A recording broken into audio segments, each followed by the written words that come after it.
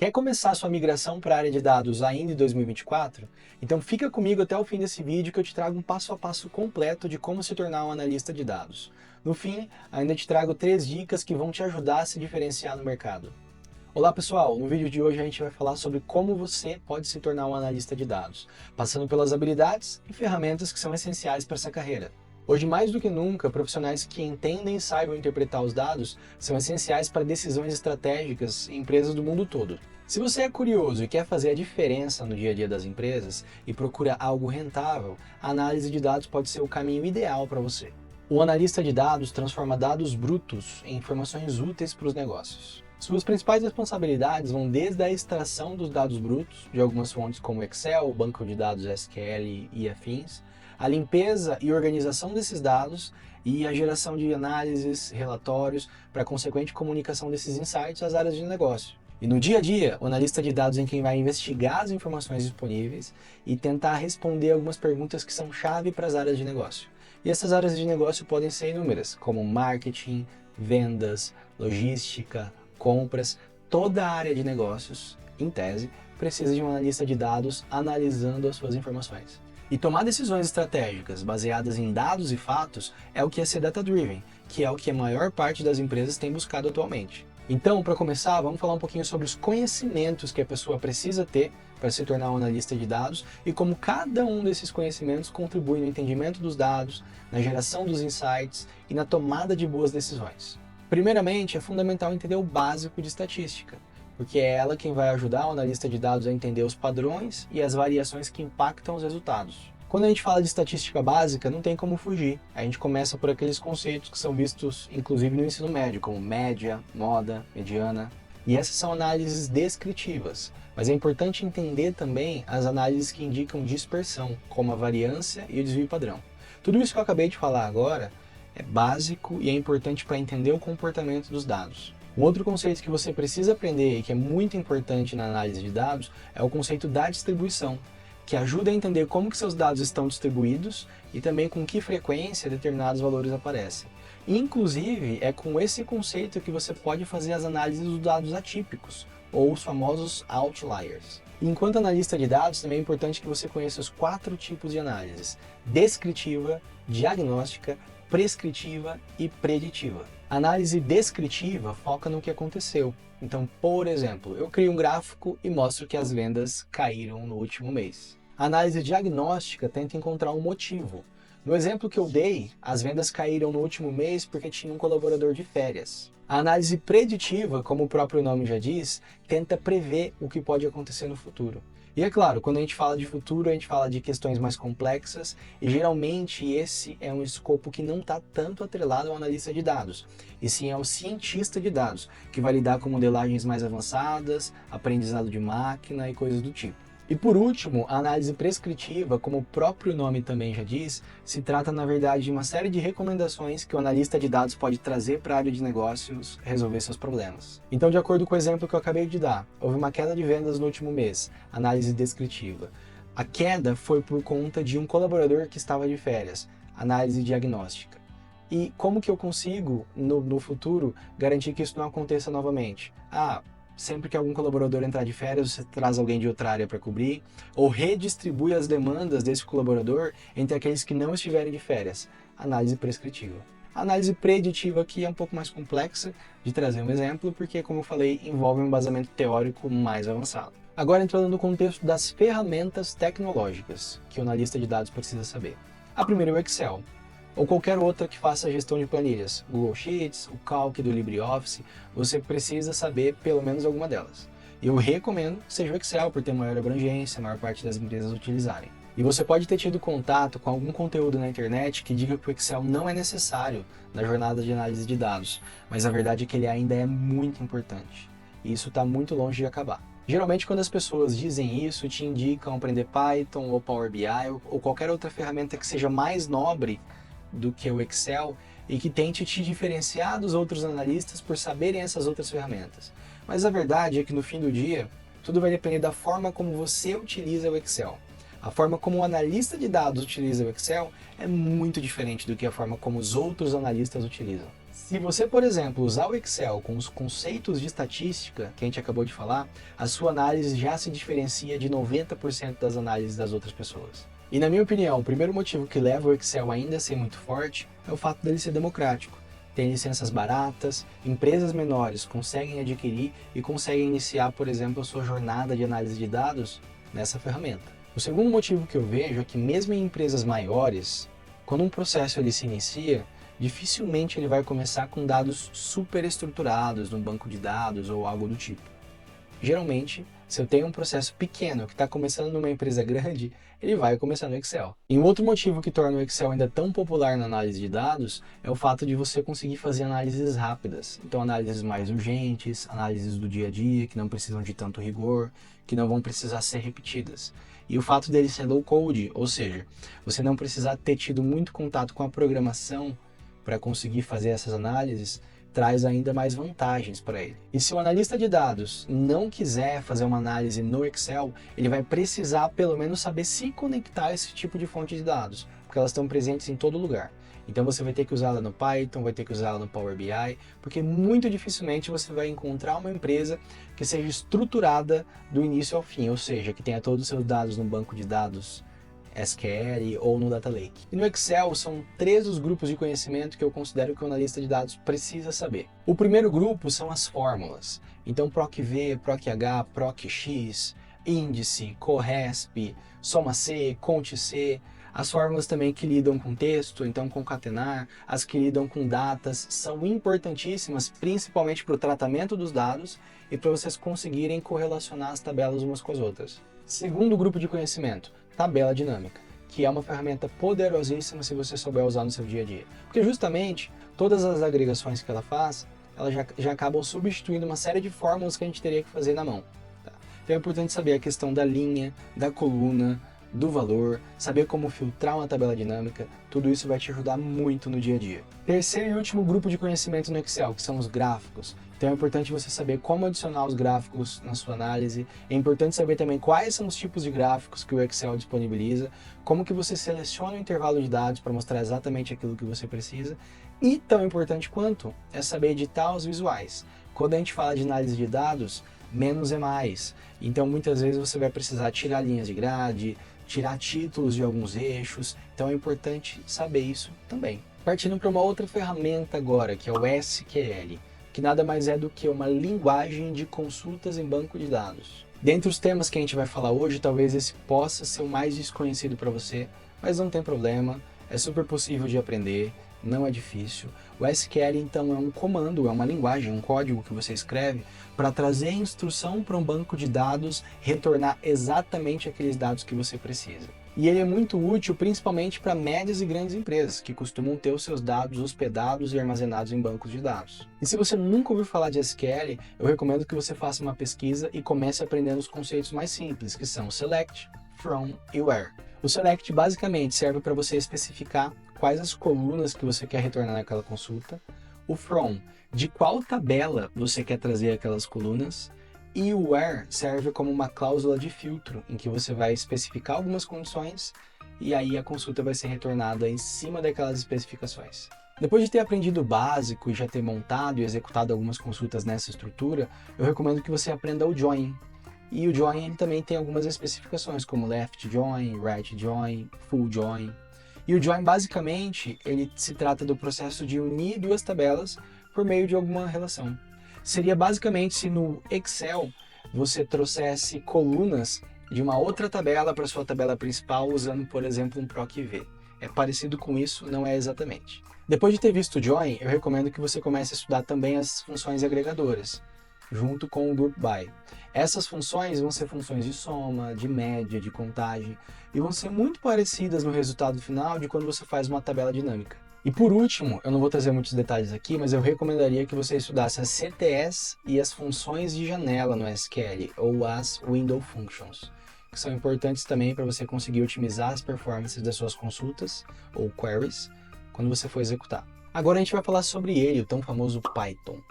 Então o Python é uma linguagem de programação que é bastante difundida em várias áreas de conhecimento, inclusive na análise de dados. É importante que você saiba extrair informações das suas fontes de dados. Então, saber como se conectar no banco de dados em SQL e realizar uma consulta dentro do Python é interessante. Saber como ler e também escrever nos arquivos em Excel, em CSV e afins.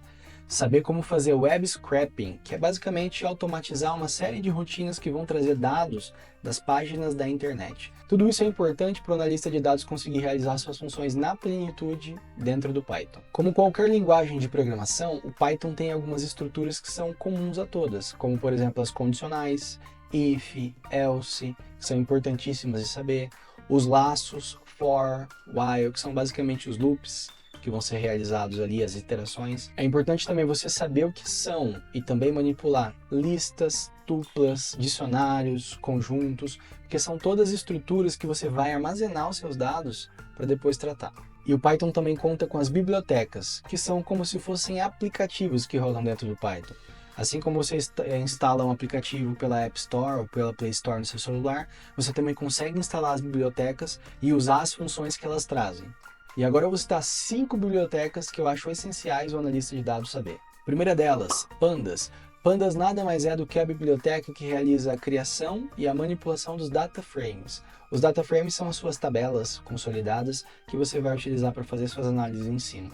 Segunda biblioteca, NumPy, que agrega uma série de funções matemáticas para que você possa aplicar no seu conjunto de dados. Terceira e quarta biblioteca, Matplotlib e Seaborn, que nada mais são do que bibliotecas de visualização, que vão auxiliar você a criar seus gráficos para tornar suas análises ainda mais atrativas. E por último, tem uma biblioteca que eu gosto muito, que é a Beautiful Soup, que ajuda justamente naquela questão do web scraping, de você trazer dados das páginas da internet para suas análises. Uma biblioteca bônus que eu deixo aqui, mas que não é necessária para o analista de dados, é o Scikit-learn, que traz justamente técnicas de aprendizado de máquina para serem aplicadas aos seus dados. E aí você vai poder fazer análise de classificação, análise de predição e afins. Mas como a gente já comentou, isso entra mais no território do cientista de dados. Mas se você quiser aprender, com certeza vai estar super bem encaminhado. Agora a gente vai falar sobre ferramenta de visualização de dados. Ah, Renan, mas o Python já não tem ali uma série de visualização? O Excel não tem? Tem, com certeza. Mas quando a gente entra nessas ferramentas, a gente está falando de ferramentas que vão permitir com que você compartilhe os seus relatórios, crie dashboards, compartilhe com a companhia toda e o seu trabalho, inclusive, possa ser visto.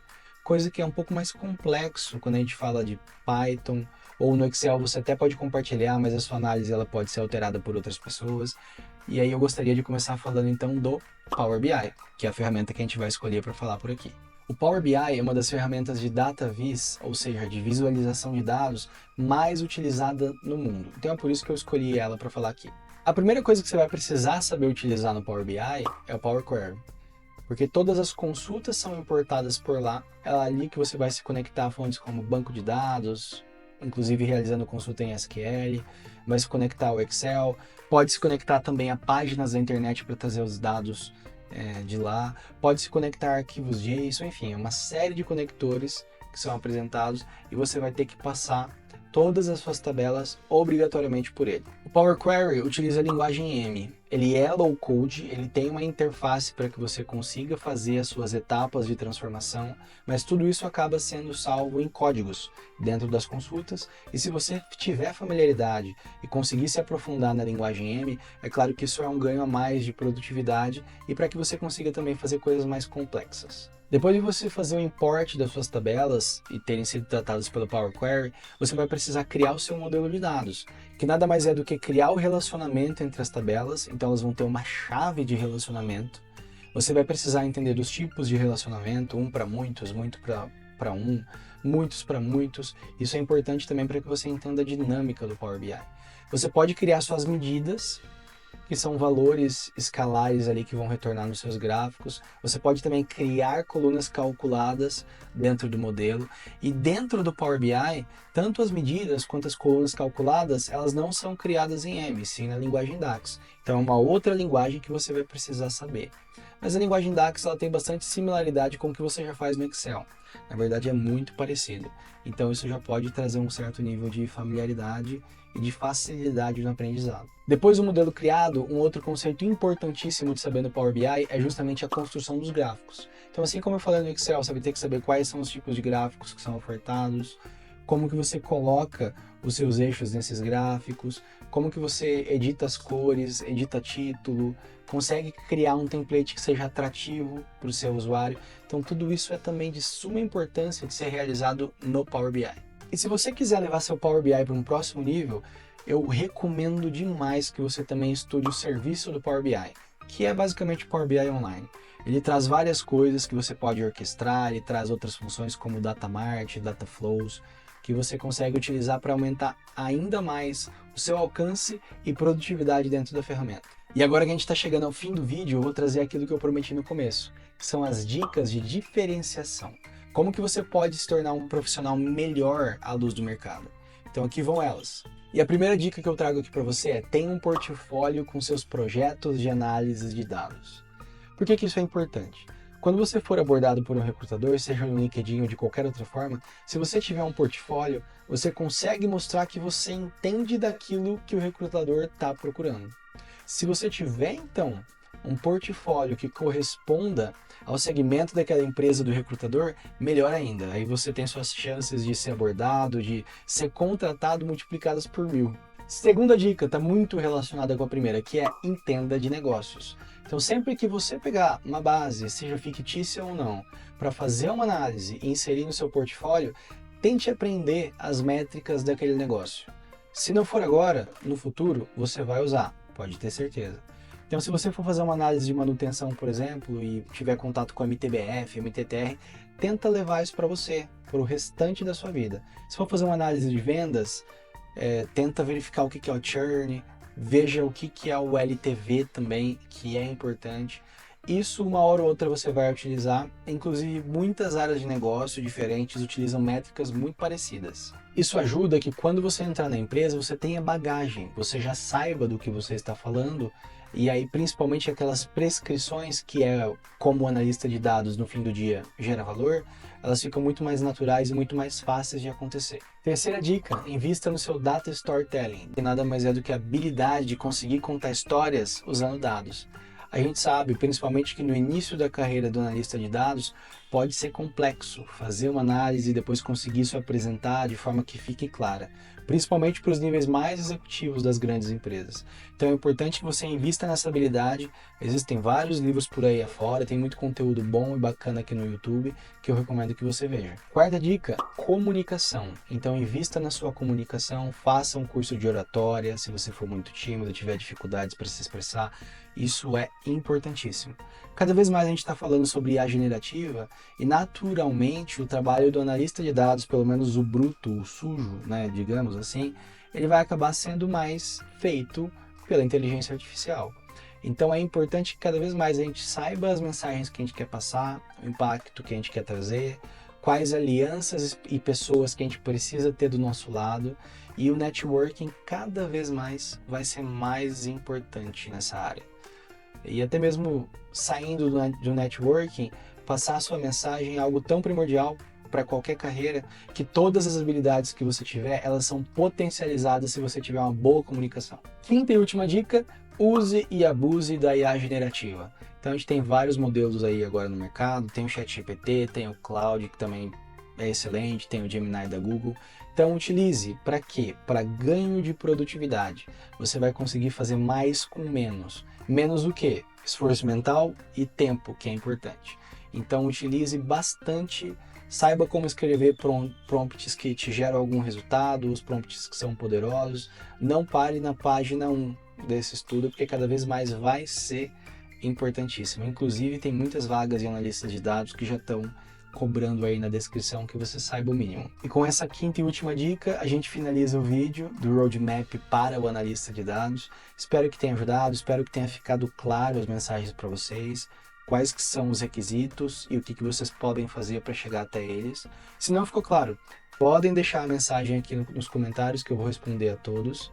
Se inscrevam no meu canal se gostaram do conteúdo, isso com certeza vai me ajudar, vai me engajar e vai mostrar que eu estou no caminho certo para fazer cada vez mais conteúdo de qualidade para vocês. Eu tenho certeza que sabendo pelo menos o básico dessas ferramentas e conhecimentos, você já vai estar no caminho certo, aí é só questão de tempo para que tudo aconteça. Muito sucesso e até a próxima!